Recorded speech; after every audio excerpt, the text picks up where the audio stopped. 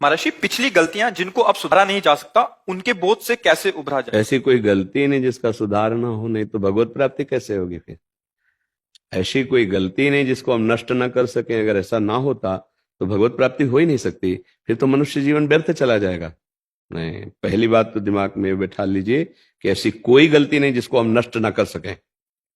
उसको नष्ट करने के लिए उस कोटि का भजन चाहिए।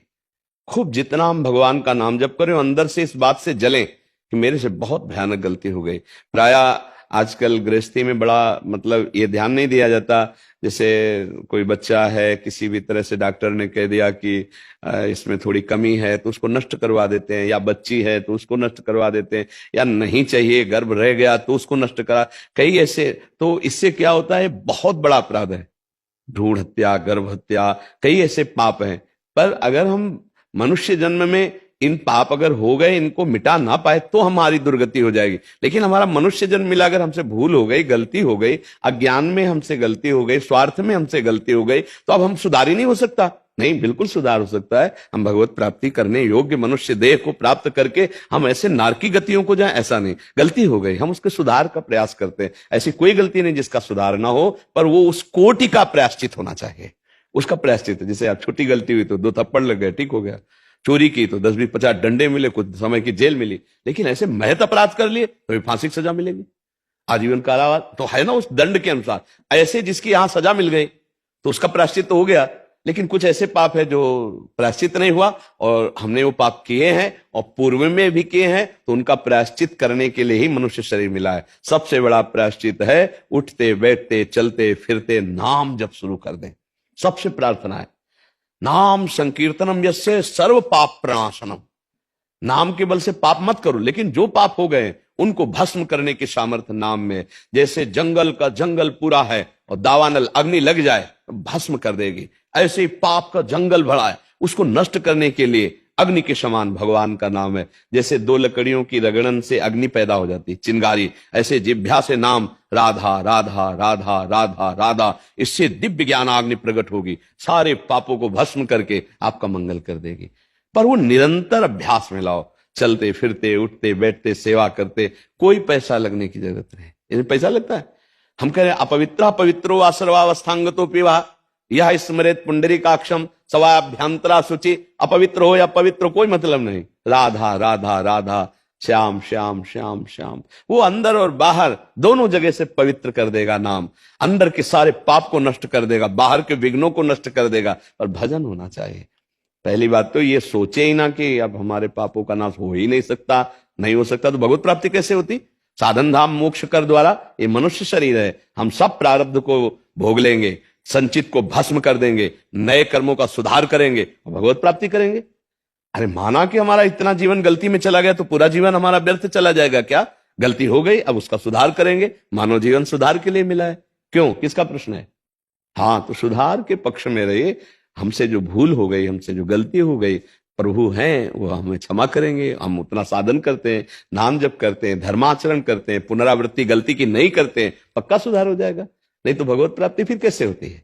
अगर मनुष्य जन्म भगवत प्राप्ति के लिए है और पापों का नाश ना हुआ तो फिर भगवत प्राप्ति कैसे होगी? तो उठते बैठते, इसीलिए सबसे प्रार्थना करते हैं, उठते बैठते चलते फिरते, माला से, काउंटर से, बिना माला, ऐसे जबान हम बोला राधा राधा राधा, वो गया हमारे सरकारी बैंक में, वो प्रभु के चरणों में गया। तुम गिनो या ना गिनो, वो गया।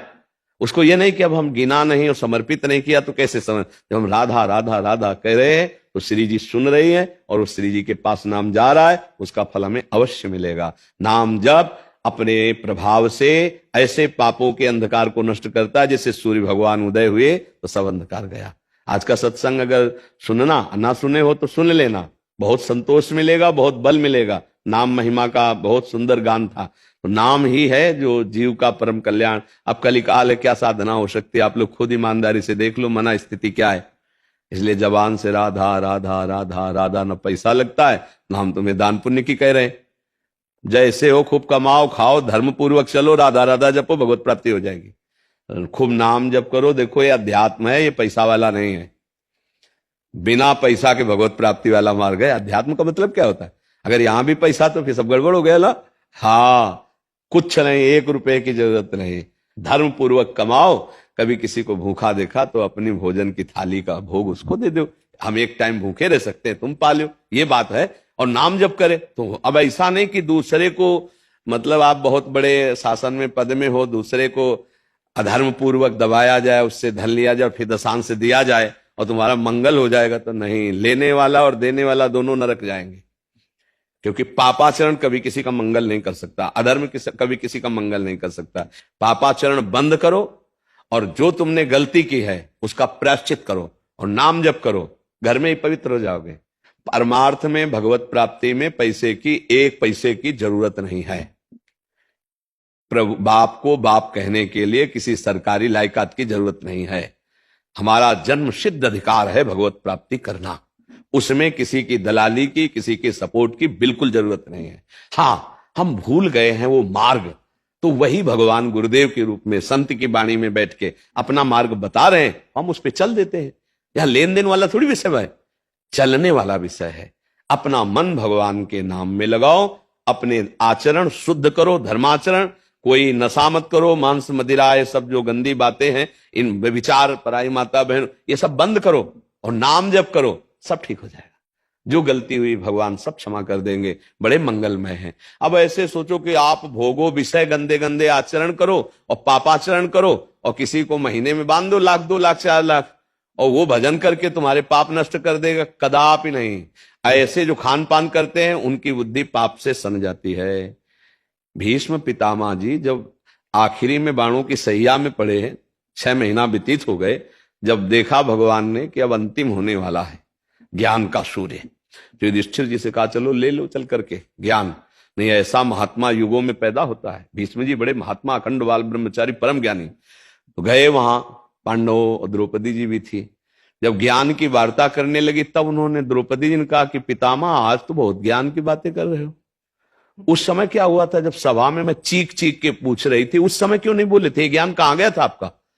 तो उनका बेटी क्षमा करना, उस समय पापी दुर्योधन के अन्न के प्रभाव से 6 महीना हो गए बाढ़ पर पड़े हुए, सब रक्त बह गया अशुद्ध और भारी पीड़ा से प्राश्चित हो चुका। अब मेरी बुद्धि शुद्ध हो चुकी, अब जो प्रश्न करोगे उसका उत्तर दें। समझ रहे हो? पापात्मा पुरुष का अन्न खाने से अखंड बाल ब्रह्मचारी भीष्म जैसे महापुरुष भी कह रहे हैं कि बुद्धि ठीक निर्णय नहीं कर पाए। तो अगर अधर्माचरण से कमा के आप दान भी करोगे तो पाप ही होगा, क्योंकि वो भजन के लिए बैठा था, उसकी बुद्धि भ्रष्ट कर दी। तो पहले तो तुमने पाप किया, पाप की कमाई दी तो उसकी बुद्धि भ्रष्ट हो गई और डबल पाप। पाप से कभी धर्म नहीं होता। इसलिए हमसे जो गलती हो गई उसका समाधान करेंगे। जैसे कभी ऐसे अपराध बन जाते हैं जो अभी पीछे हम बोले, तो भगवान का आश्रय ले ले। भागवत में सप्ताह की संस्कृत से जो मूल है उसके पाठ में बहुत बड़ी सामर्थ्य। धुंधकारी महापापी था, जे ही 7 दिन पूरी भागवत सुनी तो विमान आया, भगवान के स्वरूप को धारण करके वो गया विमान में। तो जैसे कोई महत पाप है, ऐसा लगता है उसको कैसे दूर करे, तो पूरी भागवत वो जो करवाई जाती है वो ना करवा के, मान लो अर्थ नहीं है तो एक किसी विद्वान को जो भागवत का ज्ञान रखता है संस्कृत से, 7 दिन वो पूरी भागवत का पाठ कर ले और अनुष्ठान जैसे होता है अनुष्ठान कर दे, तो निश्चित बड़े से बड़े महत पाप का नाश हो जाता है। पर भगवत प्राप्ति के लिए आपका स्मरण करना अत्यंत आवश्यक है। धुंधकारी को विमान आया और भागवत सुन रहे थे, विमान नहीं आया। तो गोकर्ण जी ने प्रश्न किया कि विमान एक क्यों आया, भागवत तो हजारों सुने। बोले भूखा प्यासा रहकर मनन किया, स्मरण किया, चिंतन किया, इसके सारे पाप नष्ट हो गए। ये लोग मनन नहीं किए, चिंतन नहीं किए। अब अगली बार अगर भागवत को मनन चिंतन करे तो इनको भी भगवत प्राप्ति हो जाएगी। तो भागवत सुनकर तो प्रधान अपराध जैसे गर्भ हत्या, भ्रूण हत्या, कोई ऐसा पाप बना और उसका दंड नहीं मिला तो वो नष्ट हो जाए। और नाम जप करके अनंत जन्मों के पापों का नाश करके हमें भगवत प्राप्ति करनी है। मनुष्य जीवन इसलिए मिला है भाई, सही माने में अगर आपने भजन नहीं किया तो मानो मनुष्य जीवन जैसे परम लाभ को आपने नष्ट कर दिया। जब यहां से जाओगे तो आपके हाथ में न पद रहेगा, न ये हाथ रहेंगे, न शरीर रहेगा, न बैंक बैलेंस रहेगा, न कोई मित्र रहेगा। आपको अकेले यहां से जाना होगा और आपने जो कर्म किए हैं वो ले जाना होगा, शुभ या अशुभ कर्म। तो हमें लगता है गठरी को आगे यहीं लगा दो, बोझा काहे को ले जाओ। शुभ अशुभ दोनों को भस्म करने की ताकत भगवान का आश्रय लेकर नाम जपने से है। शुभ अशुभ दुर्ग विध्वंस बल तब जयत जयत जग उच्चरे। राधा राधा राधा राधा, हर क्षण नाम जप करो, अच्छे आचरण करो और भगवान से प्रार्थना करो तो बड़े से बड़े पाप को स्वामी नष्ट कर देते हैं। हमने कई बार बताया संशय मत करना भगवान के विधान में, बहुत कृपालु। जैसे मुकदमा तुम हार गए, तुम्हें फांसी की सजा पक्की, अब एक ही उपाय है, राष्ट्रपति क्षमा याचना स्वीकार कर ले, नहीं बच जाओगे ना। ऐसे अखिल ब्रह्मांडों के स्वामी भगवान वो कह रहे हैं, सर्वधर्मान परित्यज्य मामेकम शरणम ब्रज, तो अहम त्वाम सर्व पापेभ्यो मोक्षयिष्यामि मा शुचा। मैं तुम्हें सब पापों से मुक्त, आ जाओ मेरी शरण में, काहे को डरो। जो गलती हो गई, भगवान की शरण में होकर नाम जप करो। कह रहे हैं हम त्वाम सर्व पापेभ्यो मोक्षयिष्यामि मा